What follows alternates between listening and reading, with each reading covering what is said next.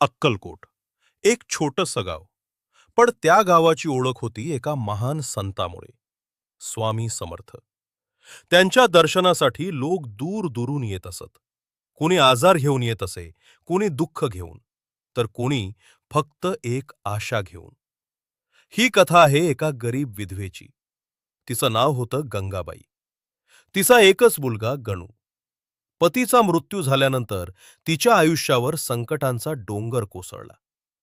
दिवसाला 2 वेळचं जेवण मिळणंही कठीण झालं होतं. गंगाबाई लोकांच्या घरात काम करून कसाबसा संसार चालवत होती. पण एक दिवस तिच्या आयुष्यात एक मोठं वादळ आलं. तिचा मुलगा गणू अचानक आजारी पडला. सुरुवातीला साधा ताप वाटला, पण दिवसेंदिवस त्याची प्रकृती खालावत गेली. गावातील वैद्य आले, औषधं दिली, पण काहीच फरक पडला नाही. गणू अंथरुणावर पडून राहिला.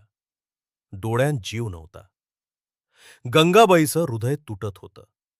ती रात्रभर जागून देवाला हाक मारत होती. एके दिवशी तिच्या शेजारच्या एका बाईनं सांगितलं, "अगं गंगाबाई, अक्कलकोटला स्वामी समर्थ आहेत. त्यांच्या कृपेनं अशक्यही शक्य होतं." गंगाबाईच्या मनात एक आशेचा किरण जागा झाला. दुसऱ्याच दिवशी ती आपल्या आजारी मुलाला घेऊन अक्कलकोटकडे निघाली. रस्त्यात खूप त्रास झाला. ना पैसे, ना अन्न. पण तिच्या मनात एकच गोष्ट होती, श्रद्धा. काही दिवसांनी ती अक्कलकोटला पोहोचली.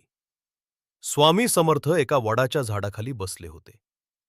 गंगाबाई त्यांच्या चरणी पडली आणि रडत म्हणाली, "स्वामी, माझा मुलगा वाचवा. माझ्याकडे काही नाही, पण माझी आशा तुम्हीच आहात." स्वामी समर्थ शांत होते. ते काही बोलले नाहीत. थोड्या वेळानं त्यांनी गणूकडे पाहिलं आणि फक्त एवढंच म्हणाले, "अगं घाबरू नकोस. तो बरा होईल." गंगाबाईच्या डोळ्यांत अश्रू होते, पण मनात विश्वास निर्माण झाला. स्वामींनी तिला थोडी भस्म दिली आणि सांगितलं, "ही त्याच्या कपाळावर लाव आणि देवाचं नाव घे." गंगाबाईनं तसंच केलं. रात्र झाली. ती मंदिराजवळच बसली होती. अचानक गणूनं हलकासा आवाज काढला. गंगाबाई घाबरली. ती जवळ गेली आणि तिनं पाहिलं, गणू हळूहळू डोळे उघडत होता. तिच्या आनंदाला पारावर उरला नाही. दुसऱ्या दिवशी गणू स्वतः उठून बसला. ज्याला वैद्यांनी अशक्य म्हटलं होतं, ते स्वामी समर्थांनी शक्य करून दाखवलं. गंगाबाई धावत स्वामी समर्थांकडे गेली.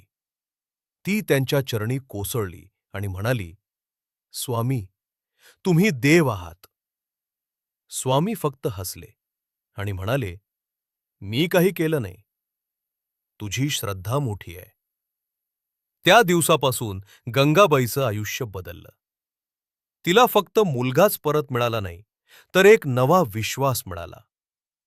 ही कथा आपल्याला शिकवते की खरा चमत्कार म्हणजे श्रद्धा.